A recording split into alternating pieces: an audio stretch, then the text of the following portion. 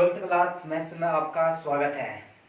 तो पिछले वीडियो में मैंने आप लोगों को बताया था कि सारणिकों के गुणधर्म बताया था, टोटल 7 गुणधर्म बताया था और उनसे रिलेटेड कुछ प्रश्न बता रखा था।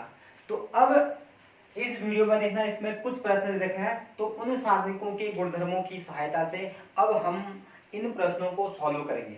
तो देखना, फिर अब जो प्रश्न संख्या दे रखा है इसमें 8वां का जो पहला प्रश्न का रखा है, पहले प्रश्न में क्या रखा है, कोई एक सारणिक दे रखा है और जो भी सारणिक दे रखा है इसी सारणिक की वैल्यू अभी हमें सिद्ध करना है। a minus B, B minus C और c माइनस ए सिद्ध करना है। तो इसको सिद्ध करने के लिए यदि हम R1 में एक ऑपरेशन लगाते हैं, R1 माइनस R2 करते हैं, तो कितना आ जाएगा a माइनस बी, यहाँ पर आ जाएगा a square minus B square, यहाँ आ जाएगा 0, जो कि a माइनस बी हमें कहीं ना कहीं चाहिए इसमें। नंबर दूसरा, यदि दूसरा चाहिए b माइनस सी, तो अब R2 में एक ऑपरेशन लगाते हैं, R2 माइनस R3, तो कितना दिख जाएगा यहाँ से b माइनस सी। तो एक ऑपरेशन लगाया R1 में कहा R1 tense to R1 minus R2, और दूसरा ऑपरेशन लगा रहा हूं R2 में कहा R2 माइनस R3। तो अब इन दो ऑपरेशन की सहायता से अब देखना फिर कितनी वैल्यू आ जाते हैं। तो जो सारणिक की वैल्यू है डिटरमिनेंट डेल्टा इक्वल टू आ जाएगा R1 और R2 में चेंज कर रखा है, R3 में कोई भी चेंज नहीं है। R1 में आ जाएगा R1 माइनस R2, 1 माइनस 1 0, इसमें आ गए है a माइनस बी और इस वाले में आ जाएगा a square minus B square. दूसरे में 1 माइनस 1 आ जाएगा 0, इसमें से b माइनस सी, और इस वाले में कितना आ जाएगा b स्क्वायर माइनस सी स्क्वायर। और R3 में कोई भी चेंज नहीं है, तो R3 को ऐसे लिखते हैं 1c स्क्वायर।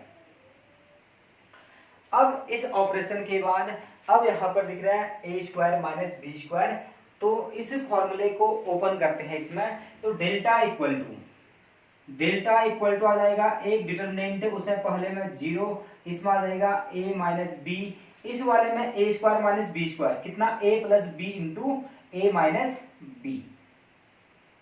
अब इस वाले में आ जाएगा, अभी इस वाले में लिखा 0, इसको कहा b माइनस सी, और इसमें कितना है b स्क्वायर माइनस सी स्क्वायर, कितना हो जाएगा b प्लस सी इंटू बी माइनस सी आ जाएगा, और इसको ऐसे लिखा 1c स्क्वायर।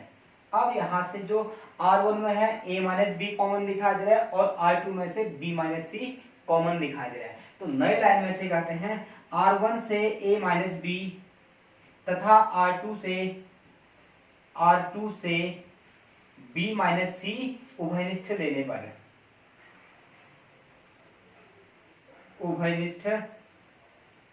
पर अब डेल्टा इक्वल टू, अब जो डेल्टा की वैल्यू आ जाएगा R1 से a माइनस बी बाहर ले जा रहे हैं और R2 से b माइनस सी, तो कितना आ जाएगा अब यहाँ से a minus B into B minus C. अब देखना फिर डिटरमिनेंट के अंदर क्या शेष रहता है, R1 में बच जाएगा, इसमें 0, a माइनस बी बाहर आ गया तो कितना हो जाएगा 1, और यहाँ से a माइनस बी बाहर आ गया तो a प्लस बी। यहाँ पर 0, b माइनस सी कॉमन आ रखा है तो इसमें बचेगा 1, इस पर कितना आ जाएगा b प्लस सी, यहाँ आ जाएगा 1, इसमें कितना c, इसमें आ गया है c स्क्वायर। अब जो C1 है, C1 में 2 0 दिखाई दे रहा है, तो C1 के सापेक्ष इसका प्रसार करते हैं, तो डेल्टा इक्वल टू आ जाएगा a minus B, b minus सी।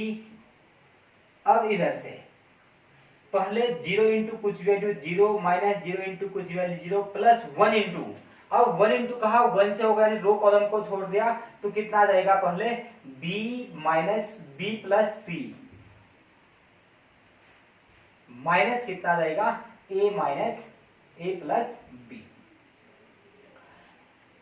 अगर आप लोगों को किस सारणिक का मान ज्ञात करना नहीं आता है, तो इससे पहले वाले वीडियो में सारणिक का मान कैसे ज्ञात किया जाता है उसको एक बार जरूर देख लीजिएगा। तो देखना फिर अब इसमें कैसे ज्ञात कर लेते हैं। तो डेल्टा इक्वल टू आ जाएगा a minus B, B minus C, अब इसमें कितना आ जाएगा b plus C minus a minus B, b से b कैंसिल हो जाएगा, तो डेल्टा इक्वल टू कितना आ जाएगा a minus B, b minus C, कितना जाएगा c माइनस a। इतना ही हमें सिद्ध करना था, इतनी वैल्यू सिद्ध करना था। तो अब आप लोग सबसे पहले इतना सा एक स्क्रीनशॉट लीजिए, फिर दूसरा प्रश्न बताता हूं।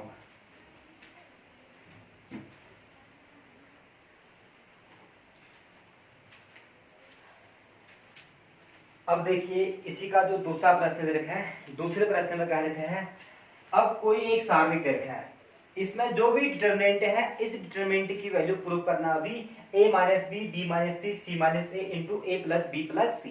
तो देखिए फिर अब इसको भी सिद्ध करते हैं। तो सबसे पहले एक जगह था a minus B, B minus c. a minus b कब आएगा? जब c1 से c2 को घटा देंगे, और b माइनस सी कब आ जाएगा? जब c2 से c3 को घटा देंगे। तो अब इसमें से एक ऑपरेशन लगा रहा हूं मैं c1 में कहा c1 tense to c1 minus c2, दूसरा ऑप्शन लगाया c2 में कहा c2 माइनस c3। तो इस ऑपरेशन के बाद है ना डेल्टा इक्वल टू कितना हो जाएगा? तो डेल्टा इक्वल टू हो जाएगा एक डिटरमिनेंट c1 c2 में चेंज कर रखा है, और चेंज क्या किया है? c1 माइनस c2 कर रखा है। तो इसमें 1 माइनस 1 0, इसमें आ जाएगा a माइनस बी, इस वाले में आ जाएगा a cube minus b cube. दूसरा करेगा c2 माइनस c3, 1 माइनस 1 आ जाएगा 0, इस वाले में b माइनस c, इस वाले में कितना आ जाएगा? b cube minus c cube. इतना आ गया है। अब c3 में कोई चेंज नहीं है, तो c3 को ऐसे लिखा 1c क्यूब, इसको इतना लिखा। अब इतना लिखने के बाद एक जगह दिख रहा है a cube minus b cube, तो इसका फॉर्मूला लगाते हैं इसमें। तो डेल्टा इक्वल टू आ जाएगा अब पहले वाले में 0 a माइनस बी। अब यहाँ इधर दिख रहा है a cube minus b cube, तो a cube minus b cube कितना होता है? a minus B into a square plus A B plus B square होता है। तो a cube minus b cube का फॉर्मूला अप्लाई करते हैं, इसकी जगह आ जाएगा a माइनस बी इंटू कितना आ जाएगा? A square plus A B plus B square. अब दूसरा c2 में आ जाएगा 0, इसको ऐसे लिखा b माइनस सी, इसमें b क्यूब माइनस सी क्यूब में कितना आ जाएगा? b माइनस सी इंटू कितना आ जाएगा? B square plus B C plus सी स्क्वायर। और तीसरा जो c3 है इसकी जगह ऐसे लिखा 1c सी क्यूब। अब इतना लिखने के बाद देखना, जो नंबर एक तो c1 में से क्या कॉमन दिख रहा है? a माइनस बी, c2 में से क्या कॉमन दिख रहा है? b माइनस सी। तो नए लाइन में कहते हैं c1 से a माइनस बी तथा c2 से b माइनस सी उभयनिष्ठ लेने पर अब c1 से a माइनस बी और c2 से b माइनस सी को उभयनिष्ठ लेंगे, तो जो डेल्टा की वैल्यू आ जाएगा, डेल्टा इक्वल टू आ जाएगा, यहां से डेल्टा इक्वल टू कॉमन ले रखा है c1 से a माइनस बी और c2 से कॉमन ले रखा है b माइनस सी। तो इतना कॉमन लेने के बाद अब है ना डेल्टा की वैल्यू कितना आता है? तो अब डेल्टा इक्वल टू आ जाएगा, इसमें c1 में बचा फिर 0, a माइनस बी कॉमन आ गया है तो 1। अब यहां से a माइनस बी इधर से कॉमन आ गया है तो कितना बचेगा? a square plus A B plus कितना आ जाएगा? b square. और c2 से कॉमन आ गया है b माइनस सी, तो बचा इसमें 0, इसमें बचेगा 1, इसमें कितना बचेगा? अब b square plus B C plus सी स्क्वायर। और तीसरा कितना बचेगा? 1c cube. अब जैसे ही इतना लिखा, तो अब c1 में जो r1 रखा है, r1 में 2 0 आ चुका है, तो अब r1 के सापेक्ष प्रसार कर देते हैं। अब नई लाइन में कहता हूं मैं r1 के सापेक्ष प्रसार करने पर,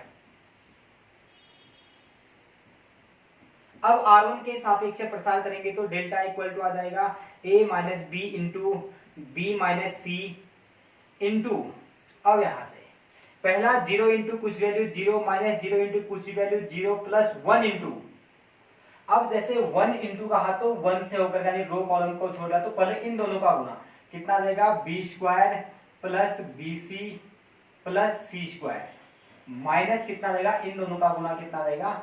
ए square plus A B plus B square. इतना आ गया है। तो डेल्टा इक्वल टू आ जाएगा अब a minus B into B minus C into कितना आ जाएगा अब यहाँ से b square plus B C plus सी स्क्वायर माइनस ए स्क्वायर माइनस ए बी माइनस कितना आ जाएगा बी स्क्वायर आ गया है। अब इतना करने के बाद बी स्क्वायर से बी स्क्वायर कैंसिल हो जाएगा।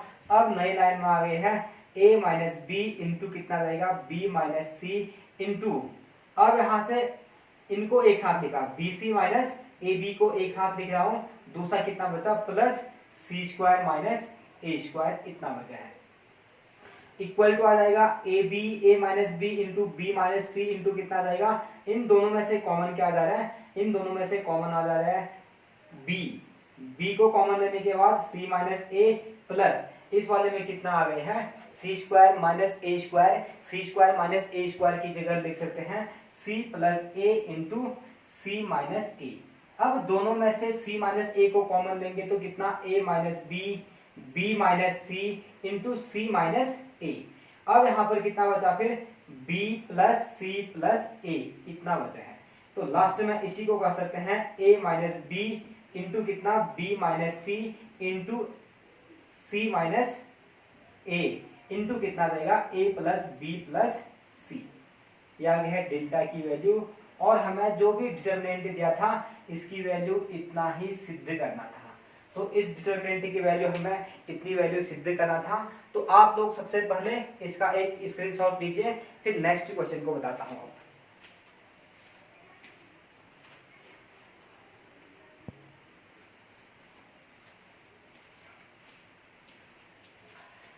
अब इसका जो अगला क्वेश्चन दे रखा है, अब अगले क्वेश्चन में कोई एक डिटरमिनेंट दे रखा है और इस डिटरमिनेंट की वैल्यू हमें सिद्ध करना है 5x प्लस 4 माइनस x का होल स्क्वायर। तो आइए फिर अब इसको भी सॉल्व करते हैं। तो डेल्टा इक्वल टू, अभी इस वाले में देखना यहां पर एक तो दे रहा है 5x प्लस 4, यदि हम r1 r2 r3 को जोड़ते हैं 2x x तीनों को जोड़ देंगे तो कितना आएगा 5x प्लस 4। तो इसमें मैं सबसे पहले एक ऑपरेशन लगा रहा हूं r1 में कहता हूं r1 tense to r1 plus r2 plus r3। तो इस ऑपरेशन के पश्चात अब जो डेल्टा की वैल्यू है डेल्टा इक्वल टू आ जाएगा, चेंज कर रखा अभी केवल r1 में कितना जा रहा है 5x प्लस 4, दूसरा भी कितना जा रहा है तीनों को जोड़ करके 5x प्लस 4, इसमें भी इन तीनों को जोड़ देंगे तो कितना जाएगा 5x प्लस 4। r2 और r3 में कोई चेंज नहीं है तो r2 को ऐसे लिखा और r3 को भी हम ऐसे ही लिख देते हैं 2x x प्लस 4। अब जाकर के r1 में से कुछ उभयनिष्ठ दिख रहा है, r1 में क्या कॉमन दिख रहा है अब 5x प्लस 4। अब नई लाइन में कहता हूं r1 से 5x प्लस 4 उभयनिष्ठ लेने पर अब r1 से 5x प्लस 4 उभयनिष्ठ लेंगे तो कितना आएगा delta equal to 5x plus 4 into कितना आ जाएगा अब एक डिटरमिनेंट, पहले में तो कितना आ जाएगा 1 1 1, सेकेंड में 2x x plus 4 2x x plus 4। अब यहां से कोशिश करते हैं कि किसी रो या कॉलम में ज्यादा से ज्यादा जीरो लाया जाए। तो ज्यादा से ज्यादा जीरो लाने के लिए r1 से मैं यदि r2 को घटाओ तब भी 2 जीरो आ जा रहा है, या c1 से c2 को घटाओ तब भी 2 जीरो आ जा रहा है, या c1 से c3 घटाओ तब भी कितना आ जा रहा है 2 जीरो आ जा रहा है। तो अभी इस वाले में कह मैं c1 में ऑपरेशन लगा रहा हूं, कहता हूं c1 माइनस c3 का नाम। तो अब इस ऑपरेशन के बाद जो डेल्टा की वैल्यू है, अब डेल्टा इक्वल टू आ जाएगा कितना है, पहले बाहर से 5x प्लस 4 तो पहले से दे रखा है। तो अब डेल्टा इक्वल टू अभी चेंज होना है c1 में, c1 minus c3, 1 minus 1 0, 2x minus 2x 0, तीसरा कितना 2x माइनस x प्लस 4 कितना देगा 2x माइनस x माइनस 4, तो कितना आ गया है x माइनस 4। अब c2 और c3 में कोई चेंज नहीं है, इसको ऐसे लिखते हैं 1x प्लस 4 और तीसरा कितना है इसमें 2x, और यहाँ पर भी कितना है 1 2x एक्स और एक्स प्लस 4 इतनी वैल्यू दे रखा है इसमें। अब इसमें जो C1 में है 2 जीरो दिखाई दे रहा है, तो अब C1 के सापेक्ष हम प्रसार कर लेते हैं। तो नई लाइन में कहता हूं मैं C1 के सापेक्ष प्रसार करने पर C1 के सापेक्ष प्रसार करेंगे तो डेल्टा इक्वल टू कितना रहेगा 5x प्लस 4। अब इंटू ये कितना जाएगा 0 इंटू कुछ वैल्यू 0 माइनस 0 इंटू कुछ वैल्यू 0 फिर प्लस कितना जाएगा x माइनस 4। इससे होकर के जाने वाले रो कॉलम को छोड़ते हैं तो कितना जाएगा 2x माइनस कितना जाएगा x प्लस 4। अब नई लाइन में आ जाएगा 5x प्लस 4 इंटू कितना जाएगा x माइनस 4 इंटू घटा दिया तो कितना जाएगा x minus 4। 2x minus x minus 4 तो कितना जाएगा x माइनस 4। तो इक्वल टू आ जाएगा 5x प्लस 4 इंटू कितना आ गया x माइनस 4 का होल स्क्वायर। अब लास्ट में डेल्टा इक्वल टू जो हमें सिद्ध करना है, ये सिद्ध करना था 5x plus 4 into 4 minus x का होल स्क्वायर सिद्ध करना था, लेकिन यहाँ कितना है x माइनस 4 का। और हम हर हमेशा जानते हैं कि जो a माइनस बी का होल स्क्वायर होता है इसको लिख सकते हैं हम b माइनस ए का होल स्क्वायर।